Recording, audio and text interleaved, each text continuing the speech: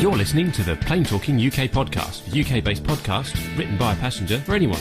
And here are your hosts, Carl Stebbings and Matt Smith.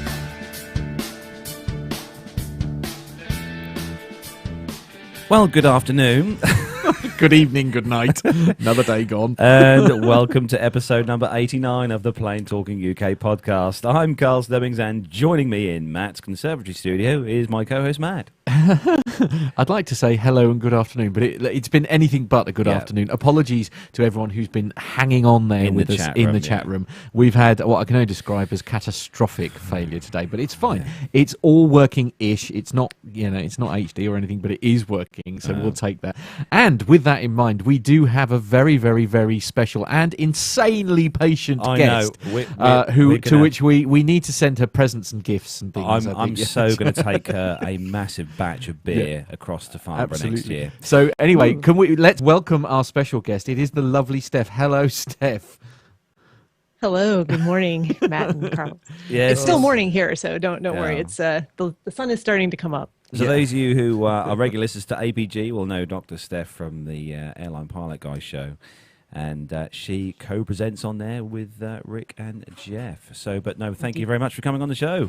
And thank you guys for the invite. I do appreciate it. It's good to be here with you. We appreciate it. Right. I think we should crack on before anything else goes wrong. So shall we do this? Yeah, so hello to everyone in the chat room. Thanks for joining us and thanks for staying with us. And we're going to start the show then, as we do each week, with a rundown of the weekly news from around the world and the UK. So if we're all ready... Yes, we're all ready. Let's do this. Let's go.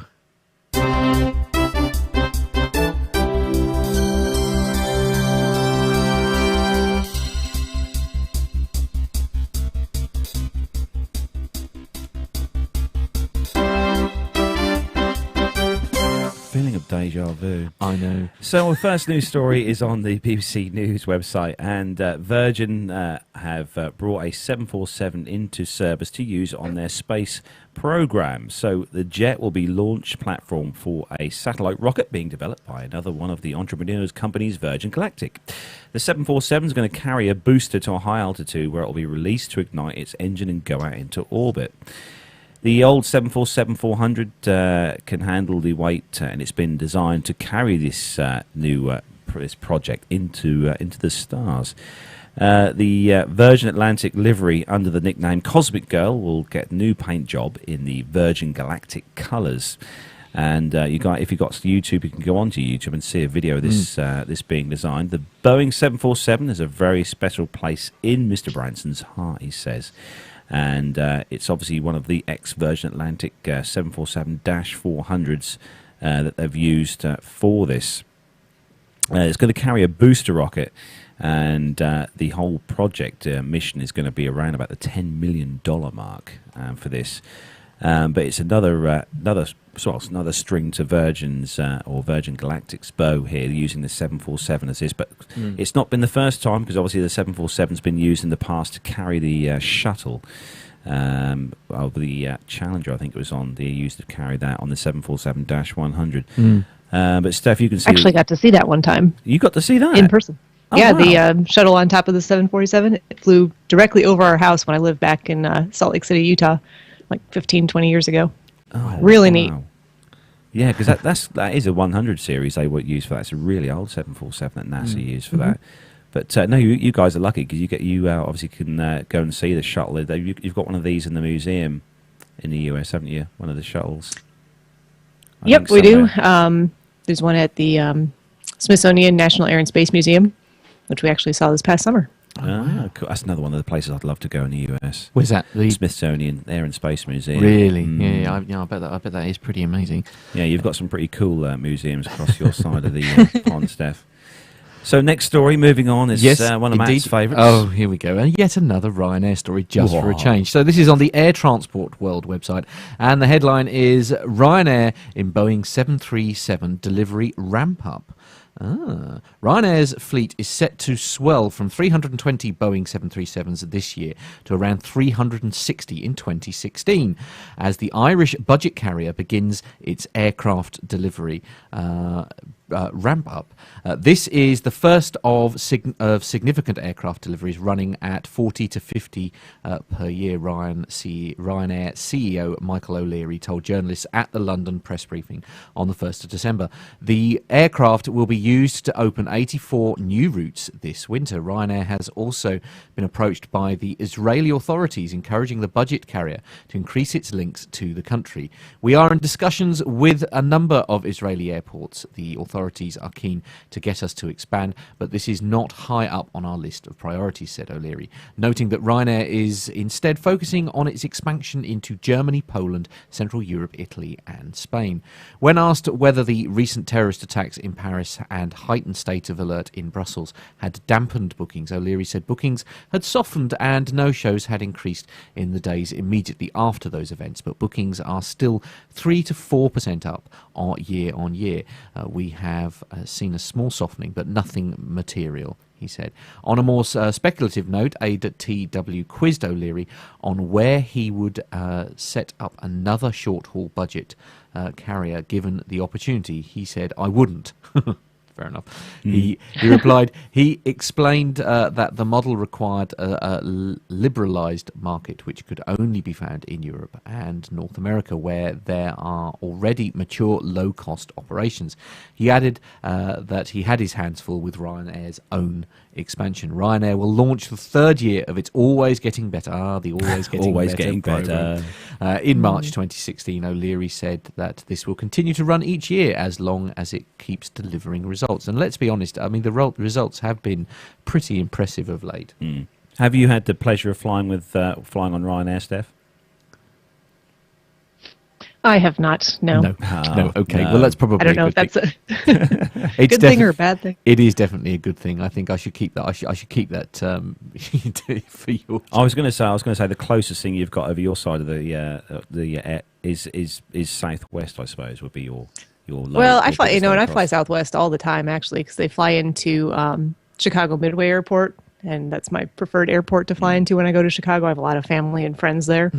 But Southwest is great. I have no complaints about their service. They're awesome. I see the videos all the time on YouTube, Steph, of the cabin attendants and stuff, and some of those are really good guys. Oh yeah, they've done a lot of fun things, and a lot of times you get a little song. You get I've had plenty of free drinks for small reasons, not any big things happening. Absolutely. And sometimes they'll do fun things and play games and roll toilet paper down the aisles and all kinds of fun stuff. Toilet paper down the aisle. Yeah, they'll have a race between the two aisles, or between the two sides of the aisle. Oh, so cool. Oh dear. So next story then, Steph, is one's for you. All right. So this one is from, looks like, Daily Mail. That's it. Yes. It's what I can only describe as a horrific newspaper that's sold here. So I've heard. Indeed, it's one of the. We have a phrase that goes with it. If it's in the Daily Mail, it must be true. In brackets, not. But anyway. Well, this does sound like a true story, so we'll read this. It says, British Airways introduces new boarding pass scanners for the Apple Watch because the old technology forced travelers to remove the device. Really? British Airways is introducing new scanners for Apple Watch boarding passes after the number of passengers using the device skyrocketed over the summer. The airline saw a 386% increase. Wow, that's a lot. Over 4 months between June and October, and Apple Watch now accounts for more than 5% of BA's mobile app usage. But BA's current technology meant that users were unable to scan without taking their watches off and causes slight holdups in the queue. The original mounted scanners were designed for paper tickets or slim smartphones, and many passengers with smartwatches couldn't fit their wrists into the space. The new scanners will eliminate this problem and are now being introduced into London's Heathrow Airport this month, with plans to roll them out to further airports. It says 36 of the new gadgets are being installed at check-in desks across Heathrow's Terminal 3 and 5, and they will be ready for use on December 15th, so very soon. Indeed. And BA customers will be able to slide their wrists under the new Scan and Go devices to scan their boarding passes and print their own bag tags. Print their own bag tags? How cool is that? Interesting. Kevin McQuillan, the head of BA's website and mobile services, said in a statement, "We are always striving to make our customers' journeys easier through the use of technology. When we saw the dramatic rise in the number of people using the app on their Apple Watches, we knew we needed to create new features in the terminal, which would make the experience even better for them." And they also announced that it will launch a new version of its iPad app early next year. I mean, I've used it with an Android device, like not obviously with the Apple Watch, but like I mean we've used it boarding pass with EasyJet and Ryanair, to be fair. Where certainly at the London airports you can use those. When we were in Menorca, I actually found that it's one of the few locations where they couldn't take the electronic tickets. You could only have the paper based one, which was a bit of a disappointment, frankly. But You want to say we were talking before we start the show, Steph, and you're an Apple fan of all the everything Apple. I am. Have you got I am. Have you got the Apple Watch yourself? I do. Hey, I see, very stylish. Yes. So, yeah, I mean it's not difficult to take it off though. I don't know why. Oops, hold on, let's see if I can get it. There we go. Oh wow. Oh, I like the display. I do like the Apple Watch. Have you used? Has any sort of airlines in the States got this as you can use this on with their? I haven't, and actually, it hasn't. For the airlines I've flown recently, it hasn't come up as an option to actually have the boarding pass on the watch. You know, I use it with my phone all the time, obviously, but I have not had. You've not ever had any issues with using it with your phone and stuff, all the boarding pass? No, the phone seems to work pretty well. You know, as you're going through security, they scan it there. And then the scanners for the airlines have all worked well. Oh, wow, cool. I'm going to get an Android watch. They do exist, actually. Yeah, Pebble do an excellent one. Pebble? Yes, absolutely. Yes. Well, it uses e-paper, you see, because that's, say, the geeks feel here. It's like one of the things I don't like about I mean, they're lovely displays because they do use the little Retina display for the Apple Watch, and I do love them. But the battery life is shocking. I think there's no two ways about it. Do you have to charge it up every day, Steph? Yeah, I usually charge it at night, but it charges relatively quickly. Right. I mean, just a couple hours, 2 hours maybe. Because I've got a little Pebble watch, which I'm not wearing at the moment, but it lasts about 2 weeks between charges. Cause really? It works. Wow. It works like the like the e-readers. I know it's a swear word in your world, Carlos. Yes, obviously, because yes. Being you're a book printing producer. books and things. Is the Kindle is a swear word in your world, but it uses that same technology. So it uses like the e-paper thing, and you can now get color versions, believe it or not, and they're absolutely fantastic. But the advantage is obviously because it's only changing a very tiny part of the screen, is the battery life is significantly better. I don't know why I'm talking about that on an aviation show, but never mind.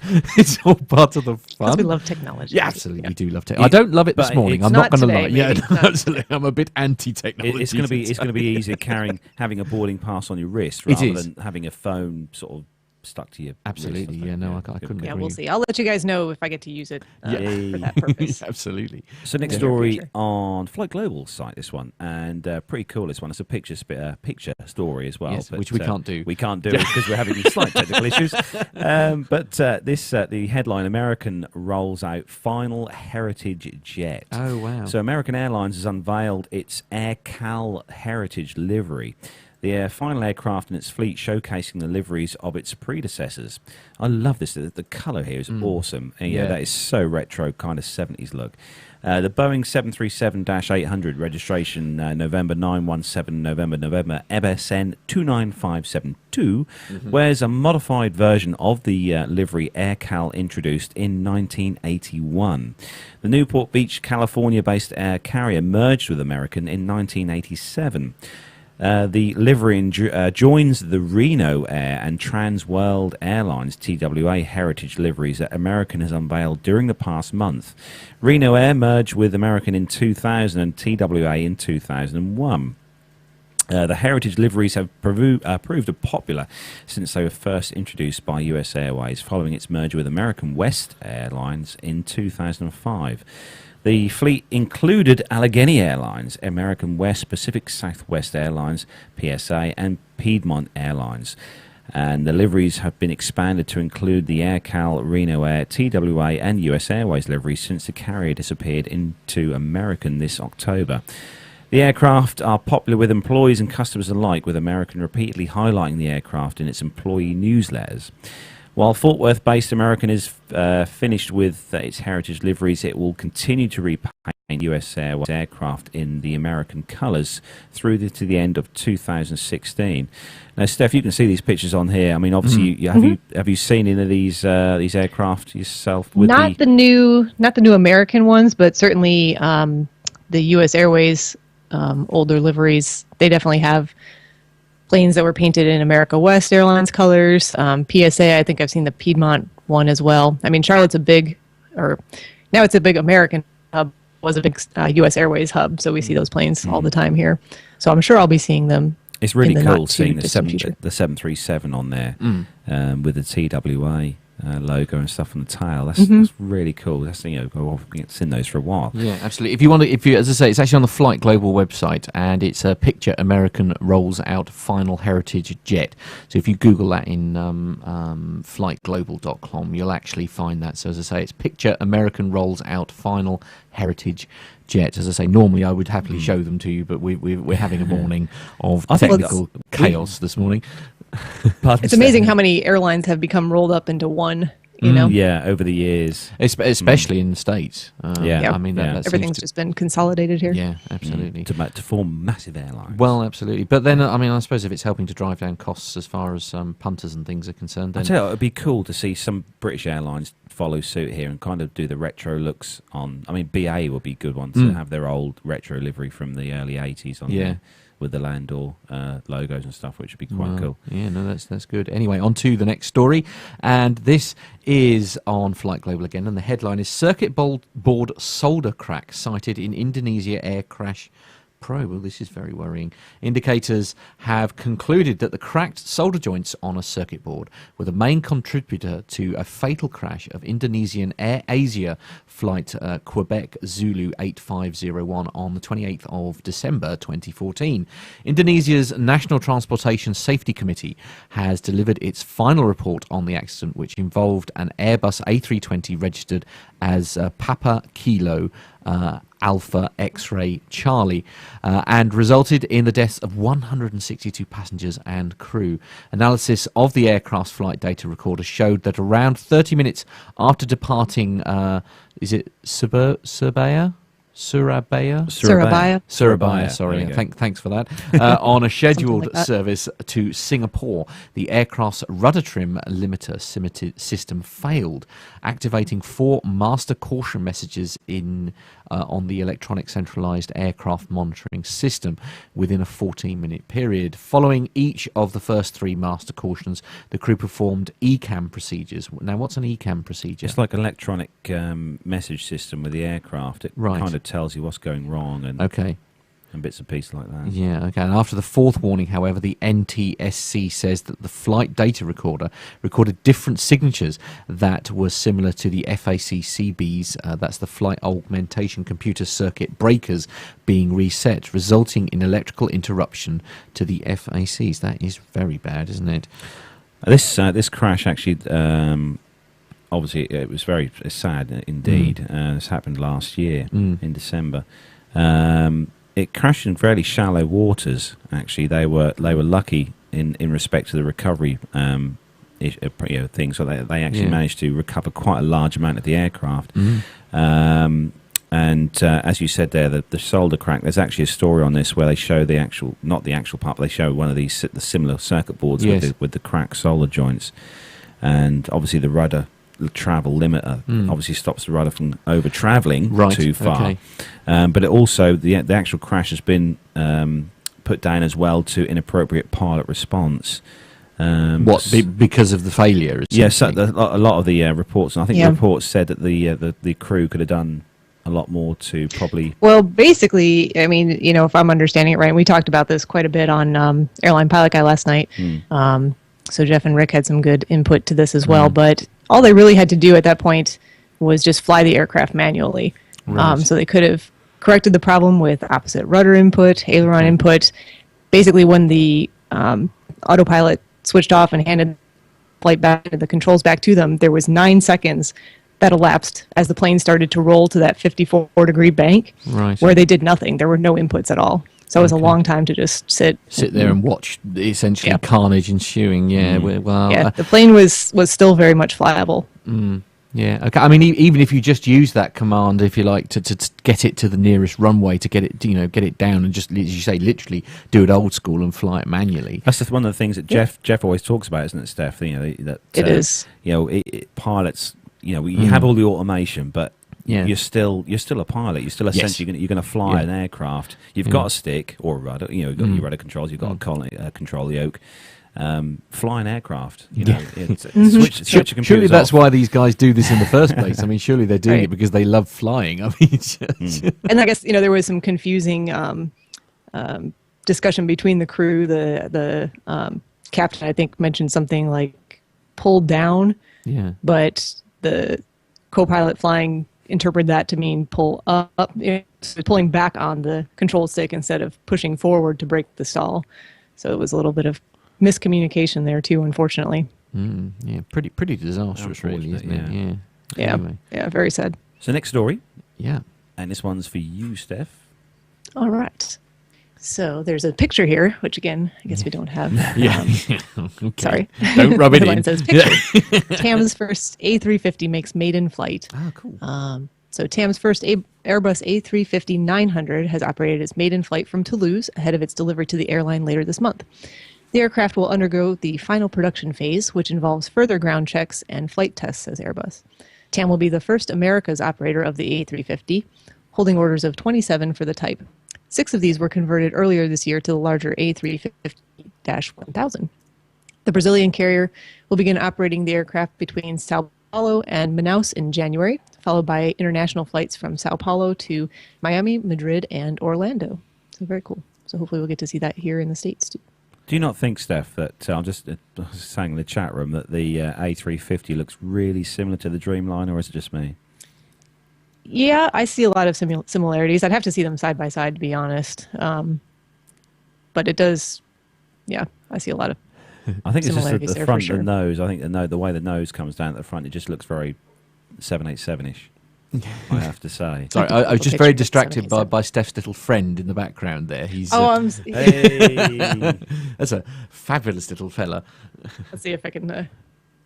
There he is. Hey. There we go. Just get out of the way. He's having a He's look very outside. distracted by the squirrels in the trees now. I don't blame it. It's very exciting out there because it's now daylight. It's of course. daylight. That's how long we've been recording. Bless you. What's it going to be like today, weather-wise? What's the forecast? Here? Yeah, it looks like it's going to be very nice, sunny. Well, maybe partly cloudy, and a high of, what did we say, 15 degrees? 15, yeah. Wow, that's good. That's not bad, as I say. Mind you, we're having an insanely warm November. We are having a very mild because it's like 13 degrees at the moment or something stupid. And the wind not allowing for wind chill factor, but I mean, we don't get that in the summer sometimes. I know. Well, I think I was reading, when I was looking at the weather earlier, it's going to be close to 20 by the end of the week again here. So absolutely. Kind of in the south, so that's expected. Christmas is coming. Yeah, it is. Yeah. Yes, absolutely. Yes, snow is overrated. So next story on Flight Global. Indeed. And the headline, Spring Airlines orders 60 A320neos. This is Spring Airlines, not just Springtime Airlines, but an airline called Spring Airlines, which I hadn't heard of. Okay. They've signed an order for 60 Airbus A320neo family aircraft. They're a Chinese low-cost carrier, and say in a stock exchange statement that the order will be split between 45 A320neos and 15 A321neos in a deal valued at $6.3 billion at list prices. No engine selection was specified, and the order remains subject to approval by the Chinese government. Spring indicates that delivery of the aircraft will take place in 2019, this is a few years away, and 2023.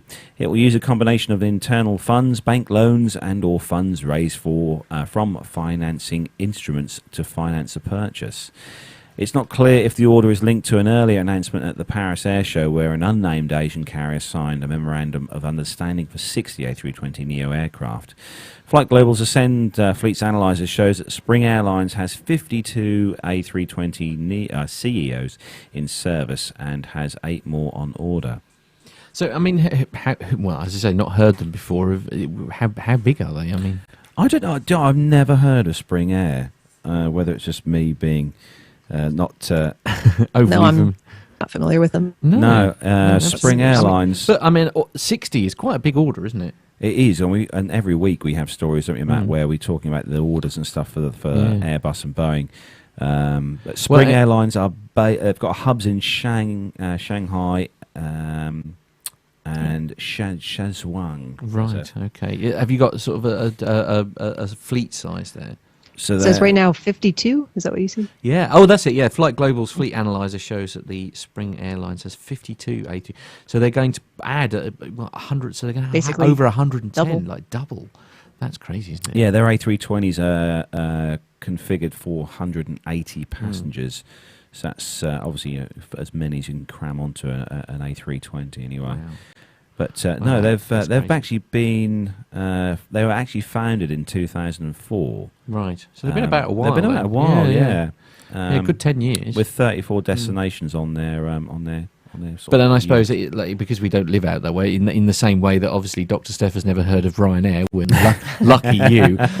Well, I've heard of them. You've heard of them, yeah. Just never flown with them. Perhaps when you're over next year for Farnborough, Steph, you can just quickly nip across to, say, Ireland for a day.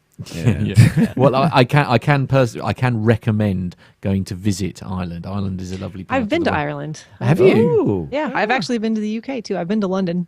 But That's I right, flew between the two on Aer Lingus. You can keep your London. I don't like going to London. I had to go there yesterday. I had a terrible time. But anyway, being a coach driver in London is not absolutely good. No, it's actually, I've said before though, it's actually easier driving a coach in London than it is actually driving around London, because if you there's a sort of unwritten rule where you can pull out in front of cars in London and they more or less give way. If you do that in your car, I mean, it's every man for themselves. But there's, I say, dear old Boris, bless him, as we like to refer to him. He's got this. He's the mayor of London. And there is this sort of unwritten rule that you don't basically. So you can a bus can pull out and cars will let you through. Sort of as a bit of a bite. Why am I doing this again? It's an aviation show. You're talking about coaches. I love it. I need to get out more. I know. Next story is. Yes, sorry, this is me. This is Flight Global again, and it says Boeing clears 787-10 for manufacturing phase. Now, I've not heard of this one. What's this? This 787 is a Dreamliner, but this is the -10. This is right. Really long It's an extension version. to it. Yeah, so Boeing has cleared the 787-10 to transition from detailed design to the manufacturing and assembly stage ahead of schedule. The third and largest member of the 787 family passed the detailed design milestone, allowing Boeing to release parts and tooling information to machinists and suppliers. Boeing now looks forward to production, says 787 Airplane Development Vice President Ken Sanger in a statement. First flight of the 787-7 is scheduled in 2017, followed by entry into service a year later. Gosh, that's a very quick turnaround, isn't it? The business case for the 787-10 emerged years after Boeing had the 787-8 and -9 already on the drawing boards. Boeing saw a need for an aircraft that could serve high-density routes up to 6,430 What does NM mean? Nautical miles. Nautical miles. Splendid. Good. Including routes within China and from the Middle East to Asia and Europe. The 787-10 emerged in 2013 with around about 1,200 nautical miles less range than the 787-9, but sharing the same maximum takeoff weight while carrying around 40 more passengers, which I guess it was load factors are concerned is a huge number. In addition to a common weight rating, the 787-10 would also be made as common as possible with the 787-9, with Boeing targeting 95% matching part number. So that's good. So it's easy to get hold of the bits.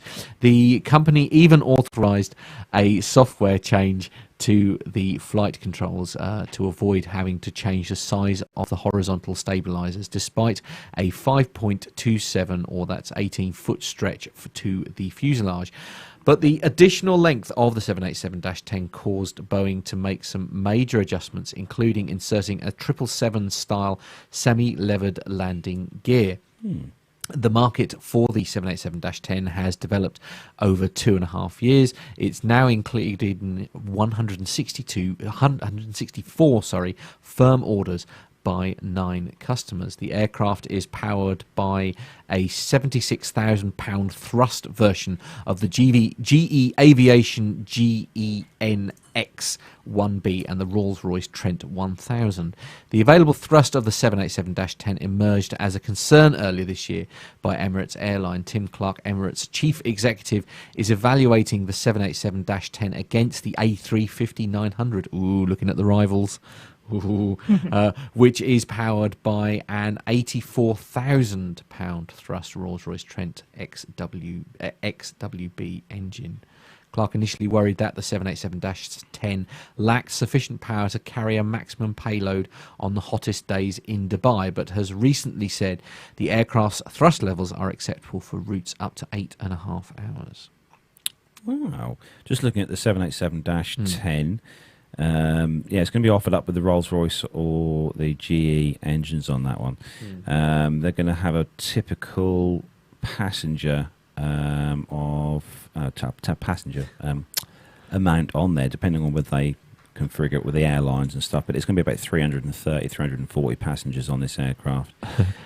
Tony's taking the mickey out of me in the chat room, by the way. Is he? Yes, absolutely. He suggested he rather likes the idea of a coach talking UK. Coach talking UK. That'd be a good podcast. I mean, that's just rude, isn't it?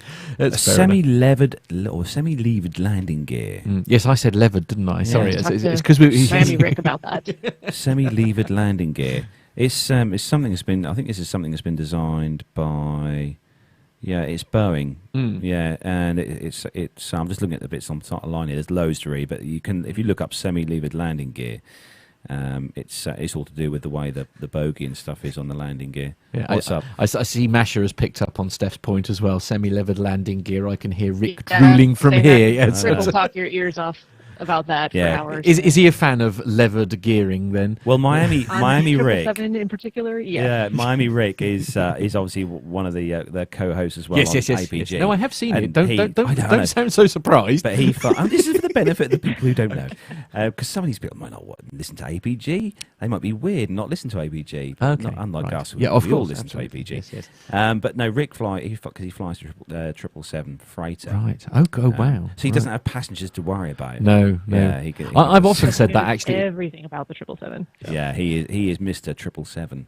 I've often said actually that my day job would be so much more enjoyable if it weren't for the passengers that I was carrying around, and quite regularly, especially when I'm going to London and I'm having a horrible day, I am sort of thinking actually maybe lorry driving is the way forward. They should have a freighter version of a coach. A freight? Yeah, to get rid of the passengers, just carry freight. But no, that's essentially a lorry. Yeah, like I say, they call it a lorry, Carlos. That's what. They call it a truck. That's what it is.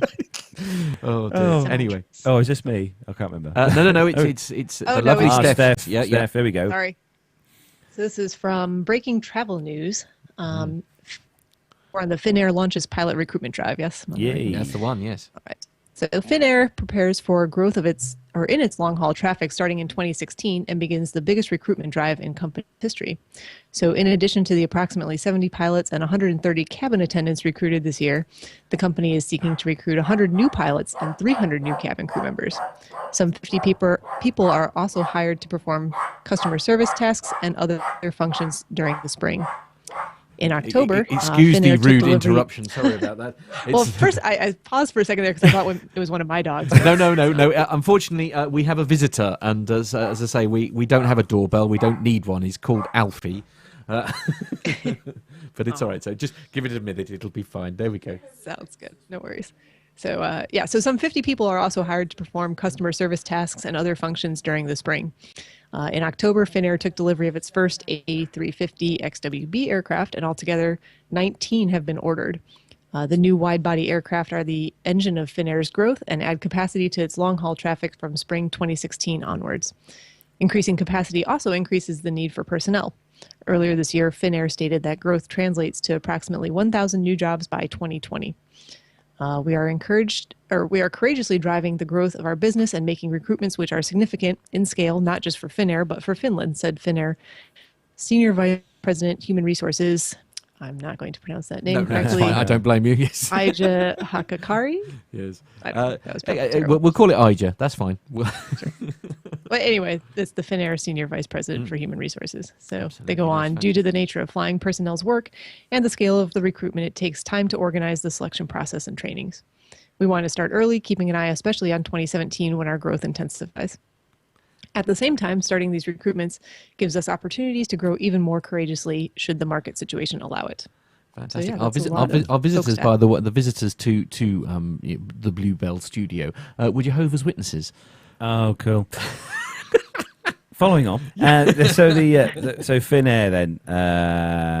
That story. One of the things we talk about quite a bit as well, I think as well, Jeff does, and you guys too, is this supposed pilot shortage. Sure. Really? I mean, yeah. There's supposed to be an actual pilot shortage, but I know 2 pilots, in fact, who would love a job flying, and they've got their commercial licenses and everything. Right. But Stuart being one of them. Yeah. Well, yes. But it's all about the hours thing, isn't it, Steph? You know, the airlines don't seem to want to know you unless you've got thousands and thousands of hours. Well, here, I mean, it's essentially 1,500. I mean, there's some exceptions to that and differences, but that's a long time to work your way up towards if you're just going through, especially from the civilian route, earning all your ratings and then conducting or having other odd aviation jobs. 1,500 hours is a lot. I've been flying for, we'll get into this a little bit more later, but almost 5 years, I guess, and I have 300 hours. I mean, not that I'm flying all the time or trying to have a career in aviation, but it takes a long time to build those hours. Yeah. Well, a friend of mine has just started his type rating for the A319 because he's hopefully, fingers crossed, got a full-time job. And I mean, he's been full-time airline, flying, but he's been doing that for like as long as I can remember. I mean, since he was at school. I mean, the guy is. And he's sort of, he's only just now sort of got to the stage where hopefully he can make a living out of it. But conversely, I do know that the, especially the regional carriers here are recruiting very heavily for people who are close to, just talking to some of the flight instructors at the flight school where I fly out of, a lot of them are being recruited very heavily by the regional airlines at this time. No, that's good. It's good. It is good. Well, so anyone listening who's basically persevere, get those hours up. That's what you've got to do, isn't it? By the sound of it. Stick with it, like I'm trying to. Indeed, absolutely. So next the final story. Breaking news travel again, and this is quite cool. This one, although this is something I use anyway myself. Yeah, flight radar. I'm sure pretty much everyone in the chat room, including Dr. Steph, uses. EasyJet. To offer live aircraft tracking with Flight Radar 24. So EasyJet have announced that it has further enhanced its award-winning mobile app by adding live aircraft tracking functionality directly from Flight Radar 24. The airline is the first in the world to have collaborated with Flight Radar 24 to integrate the feature into its mobile app, meaning passengers can view the exact whereabouts of their aircraft they're due to fly on in real time, up to 3 hours before their flight.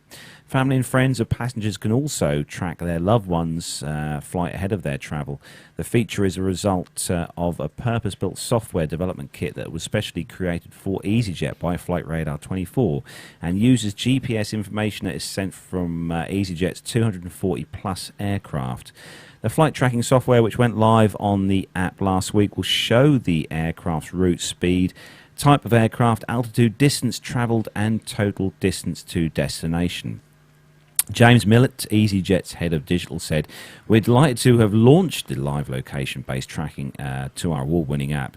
More than 800,000 customers use their app every week to make travel across the network of more than 780 routes even easier. And it's fast becoming the essential travel companion for the generation EasyJet." In addition to the new feature, EasyJet have added 3D touch functionality to its app, meaning users of the iPhone 6s or 6s and iPhone 6s Plus can benefit from getting to 4 key app areas even quicker. By pressing deeply on the app icon, users can jump to book flight, my flights, boarding passes, and flight tracker options instantly. In recent years, EasyJet has embraced technology to help make passengers' journeys even more seamless. And EasyJet's app is the fastest airline app available and has now been downloaded more than 14.5 million times.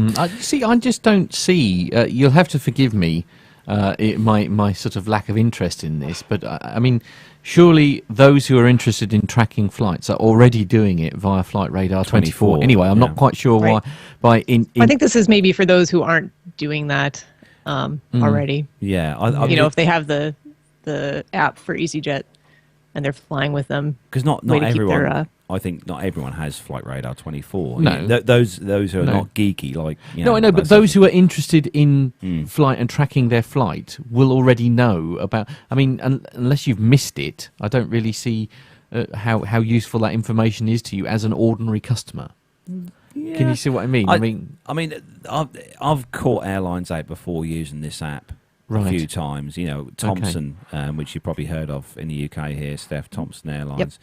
Yep. I've caught those guys out before using this app when they've told me that the aircraft is due to land and it's going to be ready to take. And I've said, no, it's not, because it's not even left where it's coming from yet. Okay. And they look at you as if to say, how the hell do you know that? Yes. I've got Flight Radar 24 on, I can see. Because I'm a massive geek. I know, because I'm a massive geek. And I can see that for the customers of EasyJet, they could do the similar thing with this. If their aircraft has been delayed and they're told, yes, it will be here in half an hour, and they can look on there and find out, oh, no, it's not. You're telling telling a lie. Yes. I know. It's cool. Like, do you use Flight Radar 24? Yeah, I do all the time, actually. Yeah. It's a good app.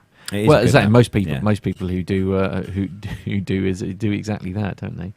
Yeah, it's good. We're all a bunch of aviation nerds when it comes to that. Absolutely, and there's nothing wrong with that. Let me tell you, there is not. No, absolutely. So that was the last news story for this segment.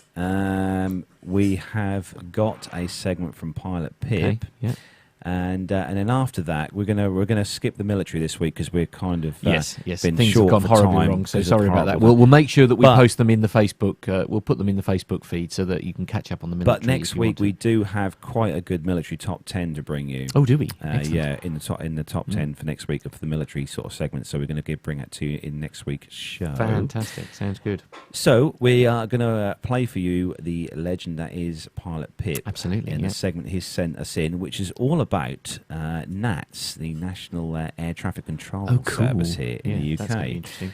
So we're going to play that segment for you right now. Plane safety from the flight deck with Pilot Pip.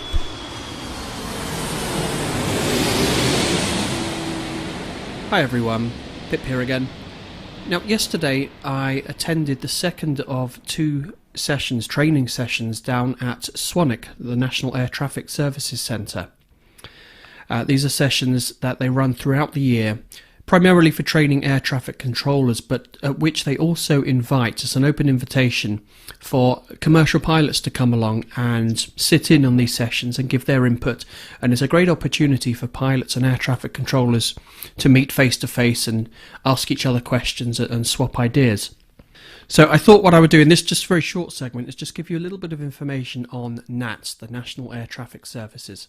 I'm going to go into a bit more detail about my particular visits and what I got up to and some of the things I learnt in the next episode of Plane Safety Podcast. But for now, I just thought I'd give you quick info on NATS, who they are and what they do, where they come from. And NATS is actually a private company. It used to be a government subsidised department, but now it's all privately run and privately funded. And NATS isn't the only air traffic service provider in the country, although it is by far the largest. And it can trace its history all the way back to the very beginnings of air traffic control, which actually was at Croydon Airport, which is the world's first air traffic control regime. And over the years it's gone through various guises and has moved from location to location. But these days they have several sites located across the country, but mainly up at Prestwick, up in Scotland, where they provide the oceanic control and oceanic clearance for the North Atlantic crossings and the NATS tracks, not to be confused with National Air Traffic Services. NATS, in that sense, stands for the North Atlantic Tracks System, which are the pre-published routes across the North Atlantic that the airlines fly day to day. And then their other main centre is down at Swanwick. They've got a few sites down there. Swanwick, just to the south of Southampton Airport. Now, up until a few years ago, they were actually based at West Drayton near Heathrow. And so that was one of the very first things I learnt, actually, when I was going down to these sessions. That just the night before, I just Google mapped to see where I was going, believing it was somewhere near Heathrow. And I was a bit shocked to find out it was actually all the way down at Southampton. So double the distance, which means I had to get up at the crack of dawn to get there. But that's another story. And NATS is actually quite a big company. They employ something around 5,000 people. And only a small fraction of that actually are air traffic controllers. I think something in the order of 500 controllers work at the main Swanwick centre, then with probably a few hundred others scattered at various airports across the UK. So the largest portion of their employees are actually technicians and HR and development people and IT and all this kind of thing.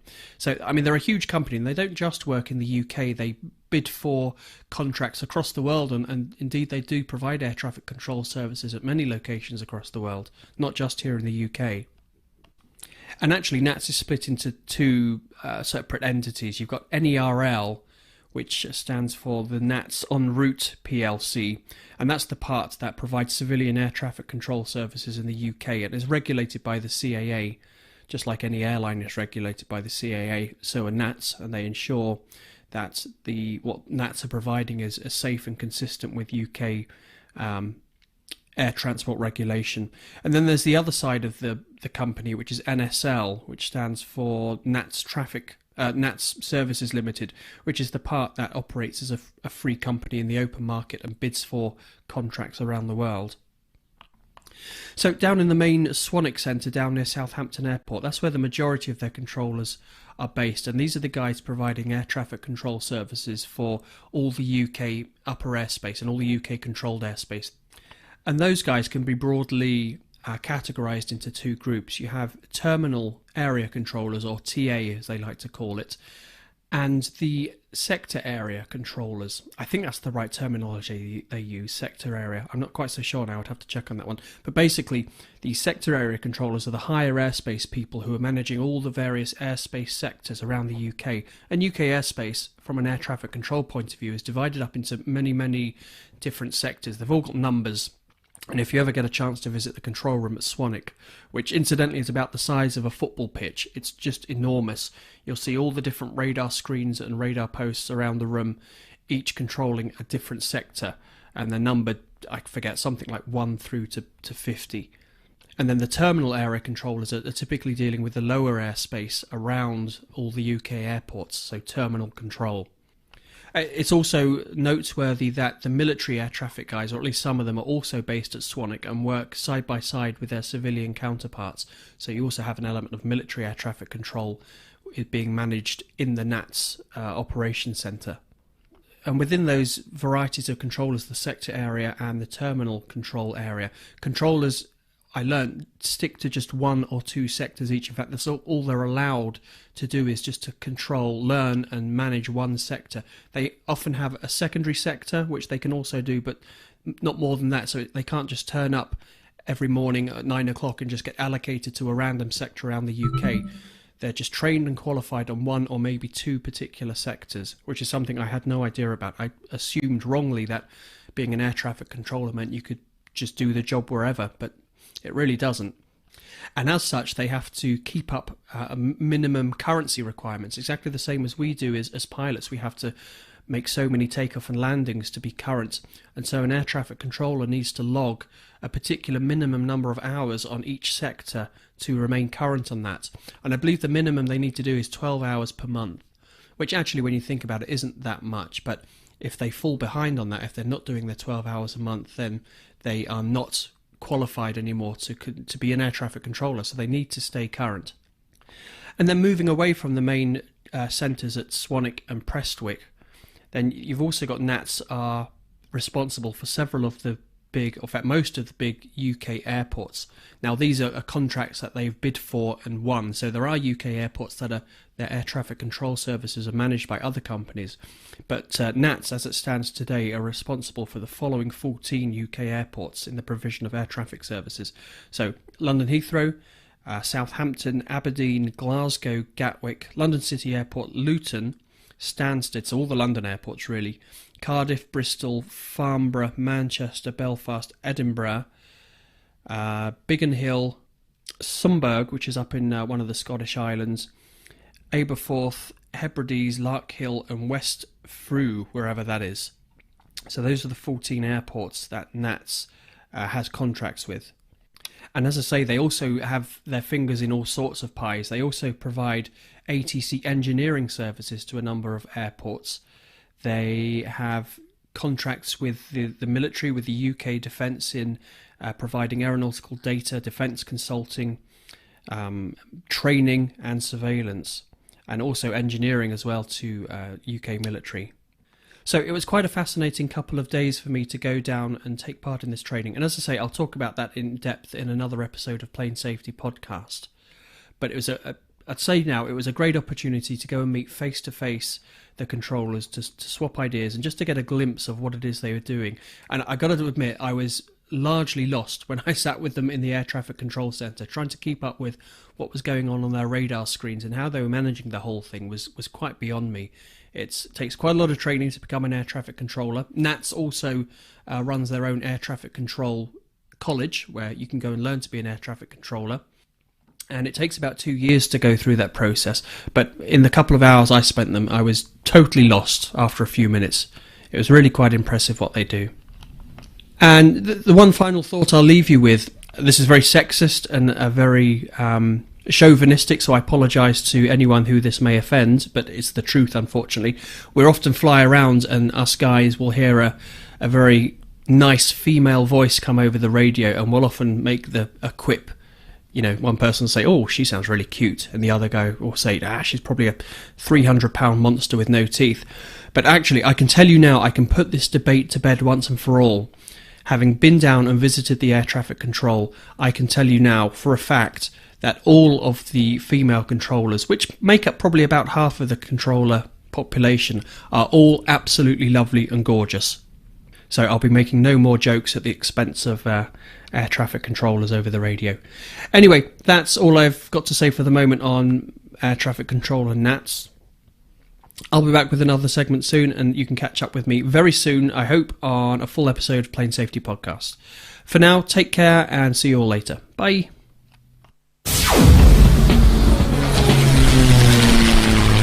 Find this and other great shows at the Aviation Media Network. thevoicesinyourhead.com.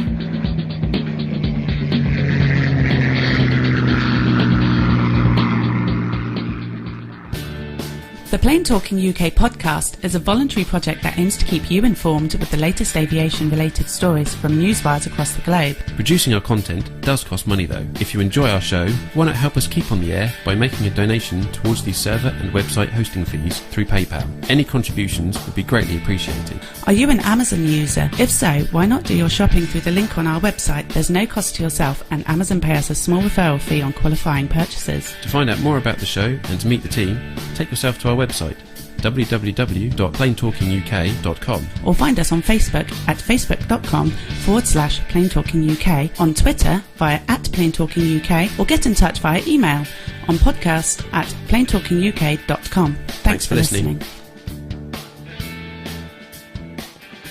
And we're back. We are indeed. Thanks very much, Pip, for that segment. Yeah, for sending that in. That's really interesting. You don't sort of. They sort of. Well, I mean, I suppose you guys are more aware of them than I would ever be. ATC, yeah. But just sort of keeping the skies safe, basically. No, I haven't had a lot yet in my training to do with. I mean, obviously we have someone in the control room at the flying club where I'm flying, so I talk to him. Yes. And the closest I've come really is talking to Wattisham radar, which is one of the military air bases on the east coast here in Suffolk, and I've talked to those guys there, which is probably the closest I've ever come to being sort of talked to by someone with a radar and stuff. Yeah, but that's it's pretty cool. So thanks a lot for that, Pip. Don't forget you can catch Pip on his show on the Plane Safety Podcast. Yes, and he mentioned at the end there, hopefully there'll be a new one to listen to very, very soon on iTunes, and check out his website, www.planesafety.com. Also, don't forget he is doing, because he's silly like that, he's doing the London Marathon. I don't know what's the matter with him. Who would run a marathon? Well, quite right, absolutely. Crazy. You tell him. Yeah, literally. Insane. I know. It's but it's all for a good cause. That's the main thing. Yes. And as I say, Carl will post the link again. Yeah, we've got the links just to Ramesh to donate. So please do donate, because he's mad, but it'd be a lot easier for him to do it if he knows that he's that he's raising lots of money for his chosen charity. But anyway, we do have a fantastic guest. We do. And before we bring the show to a close this week, we're going to have a little chat, aren't we? A little chat with Dr Steph. So those of you who listen to APG obviously know that she's a co-host on that great show. But it'd be nice to have a bit of background, really, Steph, as to how your love and passion of aviation started, and what sort of kicked things off for you. Oh no, should we start at the very beginning? Yes, absolutely. Yeah, Doc. Well, I think I I don't think I really said this earlier, but, I grew up in just outside of Chicago, and, as a small child, my dad actually worked almost literally across the street from Midway Airport there. And at the time, it was and still is a fairly accessible airport, but we could basically stand outside of his work and watch airplanes take off and land all day long. And that was just the neatest thing for a kid. And at the time, we could actually even go into the airport, and through security, you didn't need a ticket or anything, and stand out there and watch planes take off and land, just from the terminal. So yeah, you can't ever imagine that happening now. That does actually sound like your idea of heaven, Carl. Yeah, it does. Yeah, yeah, that's not coming back. But, no, I know. Many, many years ago at this point. But I actually never really thought about flying an airplane myself growing up for a very, very long time. Really, I always thought I was going to go into be a meteorologist. I was always very fascinated by weather and weather-related phenomena. And then I found out how much math was involved with being a meteorologist, and I can't stand math. Oh, no. It's just not my strong suit. It makes me angry even thinking about it. So I liked other types of sciences and got interested in medicine stuff, and then that's how I got into going to medical school and being a physician. Still not thinking about flying at all during that point. If anything, my youngest brother was always the big aviation guy. Certainly enjoyed flying, watching aircraft, all that type of stuff, but he was always the one like on Microsoft Flight Simulator, and I think I tried it one time and crashed the plane immediately and gave up.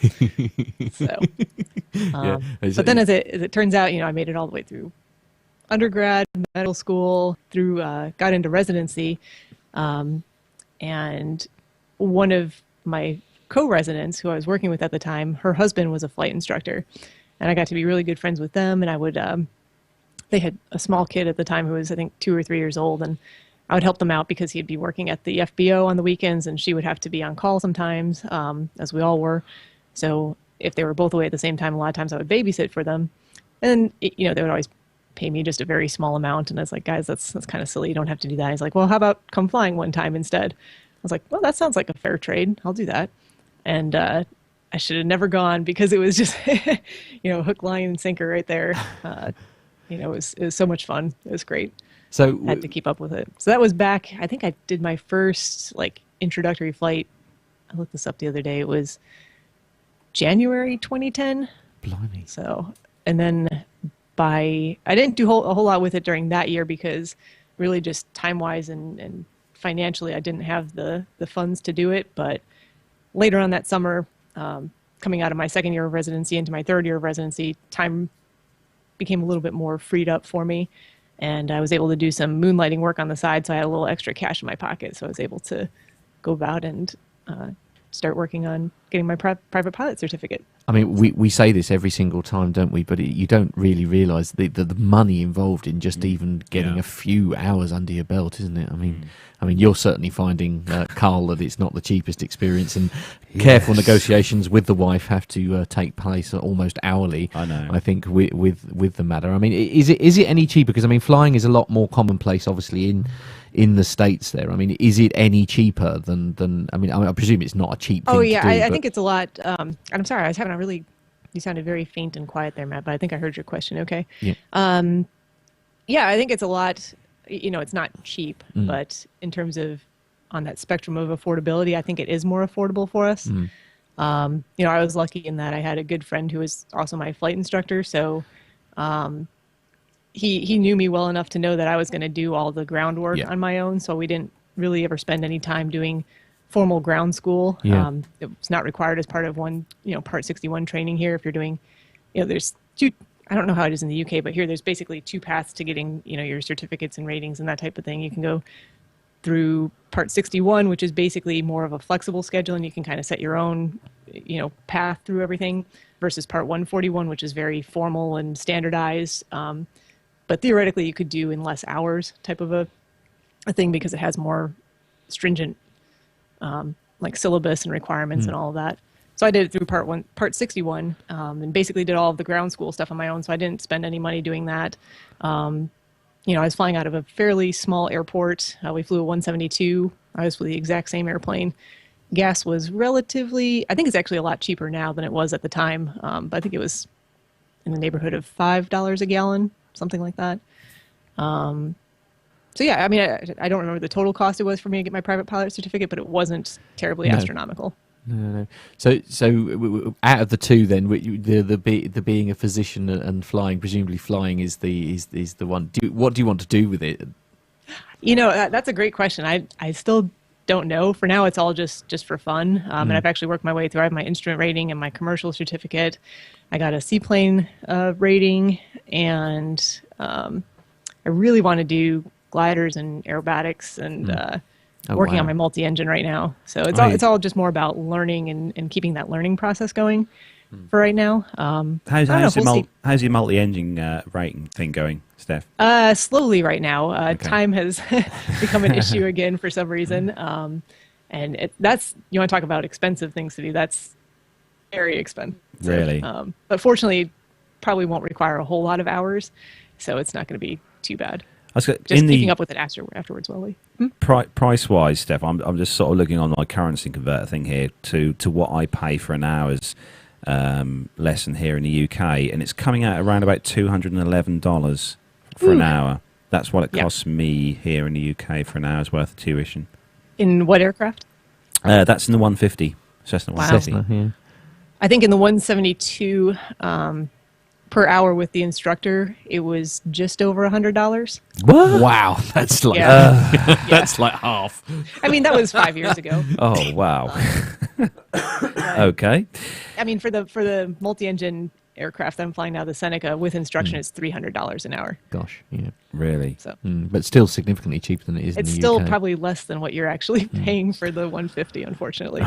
Yeah, because to hire the just aircraft, to hire the 150 yourself, once you've passed here at the flying club where I am here, it works out. I'm just looking here. It works out, about $196 an hour with fuel.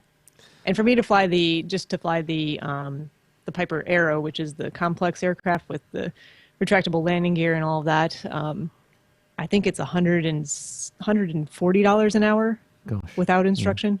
Yeah. Right. But it's, it's quite a bit more affordable. We're going to turn our attentions to the chat room just for a moment. We've got some great questions coming in. A couple from Tony here. The first one was, can you ask Steph about her skydiving? Sure. So, I never thought I would be skydiving. That's for sure. If I never thought I was going to be flying aircraft, I definitely never thought I would be skydiving. But basically, the airport and the FBO where I learned how to fly had a skydiving school on the premises. Oh, wow. So from day one, I was just talking with and interacting with all these skydivers, and a lot of people who I was flying with were also part of that as well. And it's a really cool sport. And I think I did my first tandem jump before I really even got into flying too much. And I was like, okay, that was fun, but I'm never doing that again, type of a thing. And at the time, really, they're both kind of expensive sports and hobbies, so there was money for one or the other, and definitely flying one out over that. But over the years, as I became friends with those guys, I got talked into doing more and more tandem jumps, and eventually I'd done 4 tandem jumps. Yeah. And I was like, okay, I can't do any more tandem jumps. If I'm going to, continue to jump out of an airplane, need to learn how to do this for myself. Absolutely. And have the freedom to sort of fly, sort of land and take your own course and things. Yeah, you know what? I'm so glad I did it. It's a lot of fun. There's a lot to learn with it, to be honest. It teaches you a lot about body awareness and position, and knowing what you're doing with yourself in space, and you really get to feel those aerodynamic forces on yourself, which is kind of interesting. If you move a certain way, you're going to turn in that direction. If you bring your knee up, it's going to turn you in the other direction. It's really neat. So learn how to go forwards, backwards, all that. Well, I mean, and I know as one of my friends, I think we've showed his video on here a few weeks ago, and he's so obsessed by it now. He's going to start doing tandem dumps, and he wants to be able to do it himself. Just looking at the cost at our club here, Steph, the one where I'm learning to fly, because we obviously have a parachute club, which is linked on the side of the flying club. They're not part of the same company, but they're 2 separate companies. But they use the airfield where I learned to fly, which can be a challenge sometimes, I will say. Yeah, my first solo, I'll tell you about that too, had involved skydivers. But no, for a tandem jump here, Steph, for a one-off, if you're going up there, it works out in US dollars at $453. What? For a tandem. No. Yeah, it would not cost. I mean, I think I paid $180 for most of my tandem jumps. Do you know what? We really need to. We just need to move. Yeah, absolutely. Yeah. In fact, Matty Fab has put us with there because he's got to put lots of hours in for what he's doing there, and he was saying, I think we all need to go and get our hours up in the States. Never mind trying to do it here. Sort of bankrupt. And a lot of people do. I mean, the flight school where I learned how to fly, we had a lot of people, especially from Switzerland, coming over to do just hours building. Yeah, and working on ratings. That's crazy. Right. Another cracking question here. This one again is from Tony. Is a question for Steph. Which APGer would be the best flight instructor? I think probably the clear winner there is Miami Brick. If you want your, he's talking about hosts, I guess. Yeah. Absolutely. I mean, if you want your. No, I love Rick to death, but he'd be very, very thorough. You would definitely learn a lot, but I'd probably not be the greatest flight instructor, at least not for primary flight training, because, man, I even have a hard time in a car letting someone else drive. I'm kind of like climbing up the walls. The window is. You're not alone hard there. Time watching, so I'm a terrible passenger. I would not be a good instructor. So Matty Fab in the chat room and Steph has asked, what's the end goal for your aviation training? Yeah, so I think really thinking about the end goal, it's being able to fly without having to spend a lot of money on it. So I have my commercial certificate, so, theoretically I can go out and use that and be paid to fly, or at least not have to pay so much out of pocket to fly, maybe just my own time and effort. But there's some opportunities out there, and none of them are firm or finalized yet, but either to fly with some skydiving related stuff, or even with friends of mine that I met along the way who do various types of flying and who are always looking for co-pilots to join them, especially once I have my multi-engine rating, that might be more feasible as well. But it's just about being able to go out and fly and not have it be such a financial burden, hopefully. No, I bet. Yeah, but to keep doing it and keep learning too, that's really, one of the end goals. Yeah, definitely. There were a couple of questions from Masha, and I'll take the first one. This is going back to the APG. How did your involvement in the APG actually start? Yeah, good question. So I think I actually started, I was trying to think about this the other day too. I started listening to the APG show somewhere around episode 60. So he was already, into it for quite a while. And that was about the time I really even discovered podcasts, because I didn't really listen to podcasts before that. So I started listening, and I listened for quite a long time before I even sent in any feedback. And around that time, I was actually training for my first marathon, so it was nice to have, at the time it was like an hour and a half long podcast. That was great for my training runs. Yeah. So I could listen to that and get through, 10 miles or whatever in just one podcast. So I started listening, and then I think I sent in, I don't even remember what I sent feedback about. It was something related to flight training, and I kind of said, because by that point I knew that Captain Jeff was a big fan of IPAs and beer, and I was like, I love IPAs. If you're ever in Charlotte, let me know. We'll go out and get some IPAs, and I'll show you all the wonderful North Carolina offerings. Wow. So he actually took me up on that, and we went out. Gosh, I don't think how long ago that was. It wasn't the beginning of this year, the beginning of last year. So sometime in February or March, I think it was. It was right after I went on a trip to India for a wedding, which was awesome. Cool. It was right after I got back from that. We went out and sampled quite a few North Carolina beers and IPAs, and had a great time. And then he called me up again later that summer. He was in town for something different, and we went out and had some barbecue and beers. And then the third time around was he said, "Hey, I'm in town again, but I have to record a show. Do you want to join me in recording the show?" And I'm going, I guess. Sounds like fun. Not sure what I'm going to add to this, but yeah, we'll give it a try and see how it goes. Yeah. And that's how that started. I mean, you have to really love it, don't you? I mean, this is the thing. I mean, we do a podcast every single week, and anybody who's ever done any kind of podcasting knows how much is involved, how much technology is involved, especially if you're stupid and you want to do it live every week. Well, yeah, we can talk about absolutely. Yeah.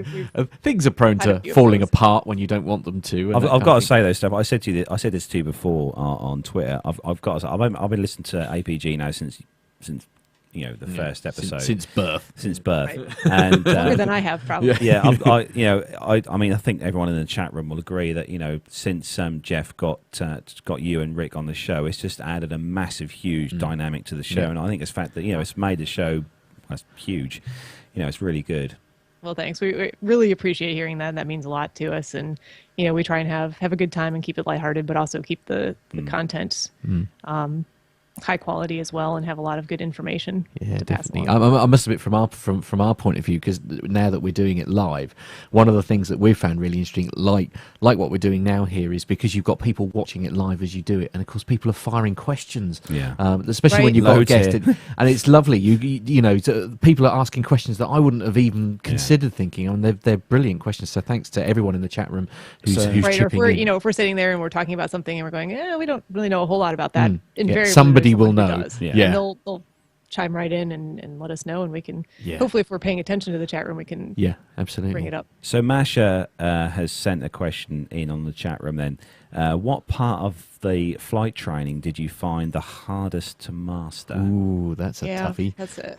So I guess we could break that up by different things that I've worked on. I think and this is probably true for anyone going through, well, maybe not for everyone, but at least for me, landings initially that's always the hardest to master, because you want them to be good, but it just takes a lot of time and repetition and doing it over and over and over again, and not worrying about the ones that maybe aren't the greasers, and learning from it. And I remember, and it was right before I was ready to take my check ride too for my private pilot certificate. All of a sudden I just had the hardest time keeping myself lined up with the center line, and it wasn't an issue before that, and I don't know what it was. It was just something, either a mental block or I don't know, but it was like the week before I was going to take my check ride, all of a sudden I just could not stay with the center line coming in on final.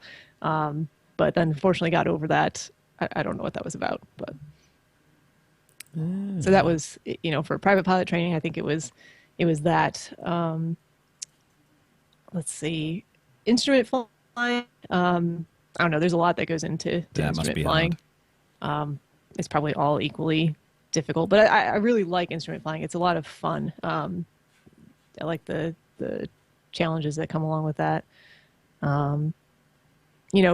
Doing the float plane rating, the seaplane rating was a heck of a lot of fun as well. But that was tricky too, because you're landing on, at least for where I did it, we were flying on a river, so you have to learn a lot about how to know and figure out where the wind direction is coming from without having any kind of windsock or someone telling you where it's coming from. There's a lot of challenges with that. It was a lot of fun though. Oh no, it's crazy. I've never been on a float plane, but I've say never been on a float plane. I've had a seaplane flight, but that was only half an hour. Never flown a float plane though, but that was pretty cool. You've only flown a Cessna so far. Yeah, I know. Yeah. That's hardly no, flying. I've flown a 172 now. Oh, have you? I have got a 172 still under my a belt Cessna. now. Yeah. Just carries more people. Admittedly, flies just like a 150. Admittedly, though, to be fair, it's several planes more than I've ever flown. So I suppose we should. I'll take you up next year. I should shut up, really. Yeah, absolutely. We're back to the chat room. Sert has asked a really great question, actually. What is Steph's best flying experience? And then after that, what's the worst experience you've had? Oh gosh. I mean, so best flying experience, and I think we've talked about this before, but obviously, first solo always stands out as tell us a bit about your first amazing. solo, Steph. Yeah, sure. And this goes back to I think the day before I did my first solo, we were just over and over and over doing landings just to make sure that they were consistent and I didn't have any concerns about them. And after the fact, my flight instructor actually told me he was going to let me do it that day, but then he's like, we'll come back the next day and do a few more and just make sure. And I had no idea that he was going to let me go out on my first solo, because I think I only had 12 hours maybe. Oh wow. And the first two of those one was a discovery flight and the other one was a flight where I was technically sitting in the front seat there, but I don't know that I did most of the flying. We took a little sightseeing trip. So yeah, I mean, basically we did a couple of takeoffs and landings, touch and goes. I can't remember which. And then he's like, okay, we'll pull back up to the FBO and take a break for a second. And he gets out and he's like, well, wait, keep the plane running. He's like, you're going to go up on and do your solo no way. flight now. And I was like, you're kidding, right? He's like, nope, you're ready. Go for it. And, I mentioned that we had the skydivers at that airport as well. And they were very active that day. It was a nice, I guess it was still winter. It was like February or something, but North Carolina, the weather's fairly decent all the time, but they were jumping. And I was like, okay, well, and he's like, don't worry about them. They know where they're going to be. They know that you're out here. You know where they're supposed to be. Obviously take care, watch out for them, listen to what's going on. But yeah, so then, I get out there, I get taxi over to runway, I think it was 23 that we were using. And takeoff wasn't, I wasn't that nervous getting out there, and then I took off, and then you have this moment of, oh, I'm all by myself up here. And yes. It surprised me because the plane flew differently without someone sitting in the right seat. I agree with you. My flight instructor is, at the time especially, quite a bit bigger than me. So that caught my attention at first. And, the skydivers were actually getting out of the plane as I was coming around the pattern. So they were in the air, but the way the airport is set up, it's a big, basically a big triangle that's made by all of the runways. And they, stay in the grassy area in the center, and it's a big area for them to be in. So they weren't anywhere near where I needed to be, but that was like the only thing on my mind there. It's like, oh my gosh, the skydivers are out. The skydivers are out. And I think from Carl's point of view as well, actually, I think your highlight so far actually has been your first solo flight, wasn't it? Because it must be one of the most terrifying things that you do for the very first time. Well, and then it's also such a huge confidence booster too. You get down, and you go, oh no, I can definitely do this. All those hours that we spent going over and over and over it, it really pays off, and huge confidence boost. So come on then, let's ask that elephant in the room then. What's the worst flight experience you've had? And I don't mean flying with Ryanair or anything like that. For me, my worst one came about a week or two ago when I told a military air traffic control service that I was at 16,000 feet in my Cessna 150. Right, wow. Yeah. Good skills.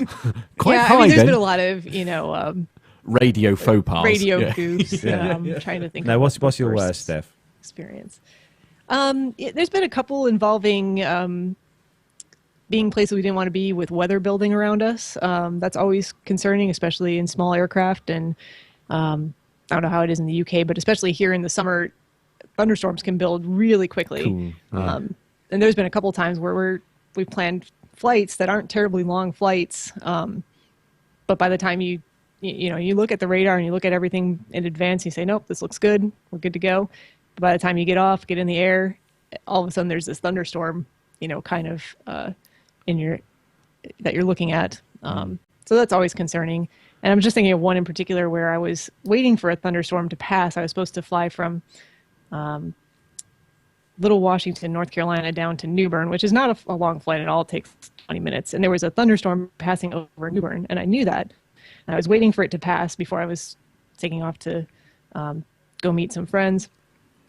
And, where I was, it was perfectly clear. It looked fine. You could see the storm off in the distance. It looked like it was passing rather quickly. I said, okay, well, this is, timing looks good. There's nothing behind it. It's all clear.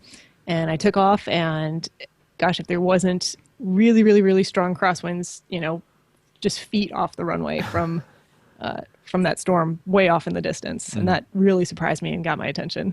I can imagine. It was a little scary. Yeah, gosh, I bet. So we have. I have a lot of respect for weather and thunderstorms and cool. Well, but wind that can be quite a distance from the storm. But you actually get really bad weather at your side. I think when we get a thunderstorm here, we get a thunderstorm. Yeah. When you get one, you get a the ground shakes. And actually that airport that I flew out of and did all my private pilot training out of was basically destroyed by. It was not a true tornado, but they called it a gustnado or a straight line wind front. Wow. It destroyed everything. It destroyed a whole bunch of airplanes. It destroyed the FBO building. I should send pictures. That it was really. Well, I mean, we said that like Carl has said this quite often. It's like where you are when it snows, you get serious snow. When it snows here, you just get a little bit of well, you get 10 flakes of snow. And we don't get snow, we get snow. People panic like they do here when it snows. I know, I'm in but the South, so the South panics over snow. Yeah, but we get an inch of snow and everything shuts down for 3 days. Yeah. An inch. We're lucky if we get a couple of millimeters of snow, and it's just like the whole place grinds to an absolute hole. I mean, there's a hill in Norwich where I spend a lot of time driving around, and it's Grapes Hill they call it in Norwich there, and all it takes is just even not even enough to settle sometimes, and suddenly the entire hill grinds to a halt. Oh, I don't know. Yeah, well, it's interesting. Right before I had that very first meetup with Captain Jeff, I think we had 9 inches of snow here in Charlotte, which is ridiculous. That never happens here. And I didn't work for 3 days. I mean, the town was just... terrible. I think the city of Charlotte has like 8 snowplows, so they're not prepared for it. It does happen. So question from Matty Fab then in the chat room, Steph. Does airline flying interest you at all? Not particularly. I mean, fortunately, I have a job that I love and keeps me occupied.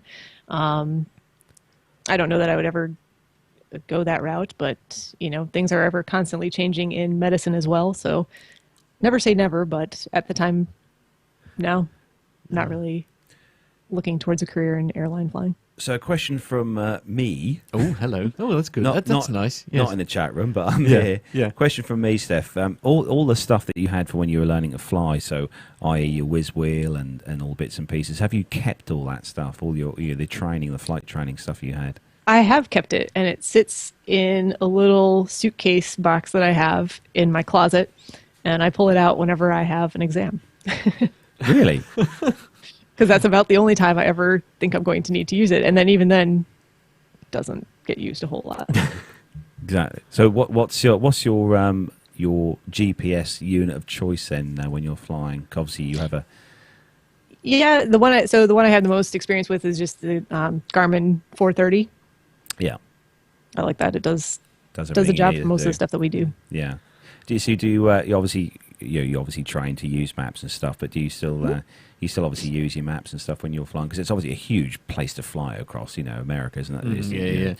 Yeah, and especially where I did all my private pilot training, it's very rural. You talk about being in a rural area. That was a very rural area, and so as part of your primary flight training, you're not always using GPS and all of that. You have to show that you can do on the cross countries that you're doing dead reckoning and pilotage and all of that. So yeah, we definitely did all of that. And certainly you should have paper copies of your maps with you for any cross country flight and that type of thing. But typically I'm using ForeFlight for all of my charts and maps and everything else on the iPad. Yeah. So if you could pick any aeroplane in the entire world, whether it be the question we ask everyone, we ask this question to everyone. We'll start initially with any aircraft that's ever existed, anything at all. What's your favourite aircraft? If you could sit in the seat of any aircraft and fly it, which aircraft is your aircraft of choice? That's a hard question for me to answer. I don't know that I have a favorite one. All right, I'll take a top 5. Anything. Ones that are on the list, like the dream. Something team. you've seen, you've thought, God, I want to fly that. Yeah. And don't say a 777. Yeah. Well, number 1, 777. No, I'm just kidding. Right. Okay, that's one Rick, down. Where's Rick? Where's Rick? Absolutely. Yeah, where's Rick? Gosh, I don't know. I really have to think about that. It's funny because I really don't have any burning desire, like I just said, to fly big transport category aircraft. I would like to fly on a 747. I've never done that. I'm a little jealous that you have that trip coming up, Carlos. I think I would have really enjoyed taking it on the Concorde, not necessarily flying it, it'd be great to fly it, but at least taking a trip on it. Matty Fab says if I don't say 777, Rick is gonna. Yeah, no, exactly. Yeah, no, yes. You can always rely on Matty for something slightly controversial. Yeah, absolutely. No, it's. Yeah, but I mean, I really would love to fly like one of the Alaskan bush planes, like a Piper Cub or something that's got the gigantic, wheels and tires on it that'll just land anywhere, go all over anything. I really like that basic stick and rudder flying and those types of planes that just there's no frills, nothing fancy about them. You just get in there and fly it. One of the things I'd love to try, Steph, and I know you guys have talked about it on your show, and we've chatted about it on our show as well, is I'd love to fly the Cirrus, the SR22, is it? And just pull that, pull the handle for the chute. Get in with a salesman or something and say, "Can you demonstrate this for me?" Pull that. It's great if you should because Matt, the Cirrus has the ballistic parachute, so when the engine fails, right, you can it's like a little ejector handle you pull. Oh my goodness. There's a great video of a guy who was he ferrying one to Hawaii? Yes, I think? yes, he was. Yeah, and is that the one in the sea? Yeah.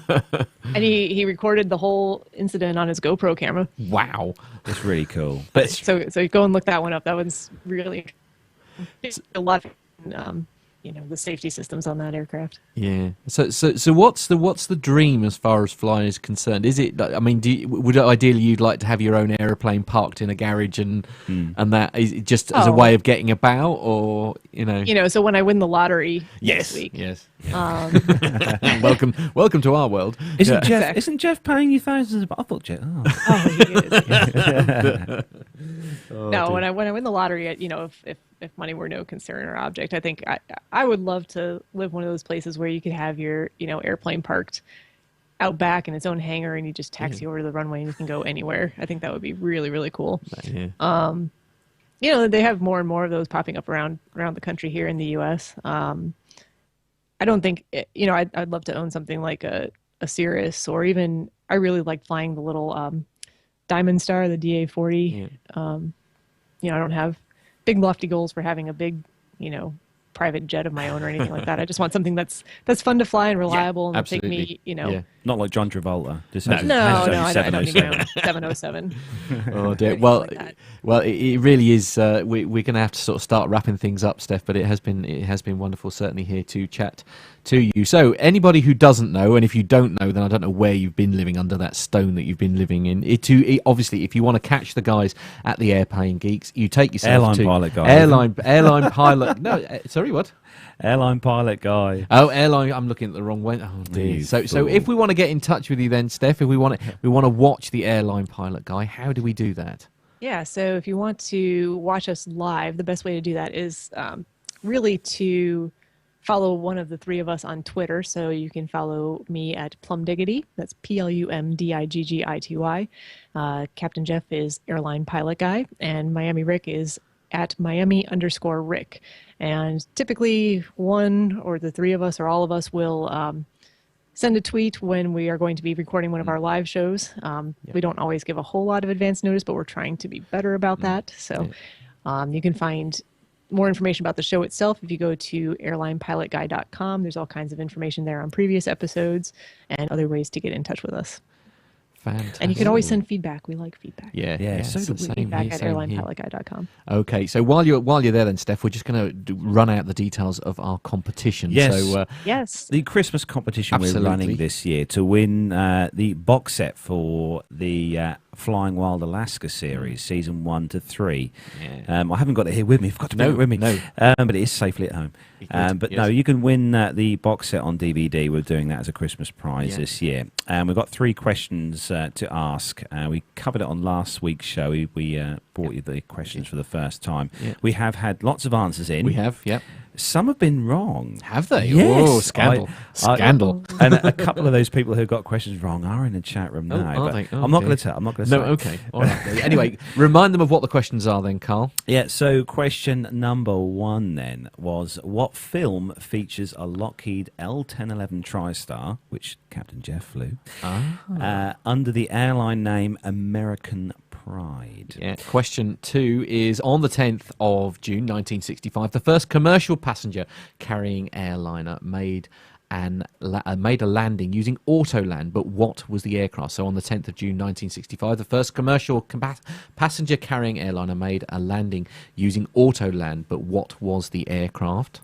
And the last question, question number 3. In the Flying Wild Alaska series, what is Jim Tweeto's beloved aircraft of choice?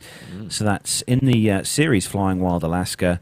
What is Jim Tweeto's beloved aircraft of choice? Absolutely. So to get your answers in then, you send it to our email address, which is podcast@planetalkinguk.com. That's podcast@planetalkinguk.com. To get in touch with the show, you can do it by the usual channels. Our Twitter handle is @planetalkinguk. Facebook, it's facebook.com/planetalkinguk. And our fabulous website that I'm delighted to say is still getting lots of hits. That is www.planetalkinguk.com. Yes, so find us on there. Don't forget to send us some audio feedback. We haven't had any audio feedback we haven't for a while. For a little while because we like some audio feedback. We do, absolutely. And Philip Davis is worrying there in the chat room. Is it me who got the questions wrong? You can't tell them that's cheating. I know we can't tell you that. Yeah, that would definitely be cheating. Absolutely. But We're no. be publicly shaming them later after the answers. Oh, absolutely. Oh, should we do a shaming show? No. Oh, blimey. Oh, dear. But no, that is where we unfortunately will have to bring episode 89 of the Plane Talking UK podcast to a close. Just like to apologise at the beginning, obviously, for the technical issues we had for those guys in the chat room that we did start rather late. But thanks for sticking with us. And really, thank you ever so much, Dr. Steph, for joining us on the show. You've been an absolute legend for coming on. And obviously getting up at ridiculous o'clock to join us. Even though it turned out you didn't need to. Cause I could have slept in an extra hour. Don't. You guys are wonderful. Thank you so much for having me. It's been my pleasure to be here. Oh, no, anytime, absolutely. We'll hopefully have you on again. Hopefully without technical issues, which would be nice. But we wish you all the best for your future flying. Absolutely. Steph, Thank you. The multi-engine and you as thing. well, Carlos. Thank you. So from all of us here in the studio and, of course, the legend that is Dr. Steph. Give us a wave, Steph. Give us a wave. There we go. From all of us here in the studio, it really has been a pleasure. As I say, thanks to those who've been watching live, who've bared with us right the way to the bitter end. We are very grateful. I think it's time we all go and have some lunch now here in the UK. And that's it. So from all of us here on Plane Talking UK, episode number 89, it is goodbye. Goodbye. Bye.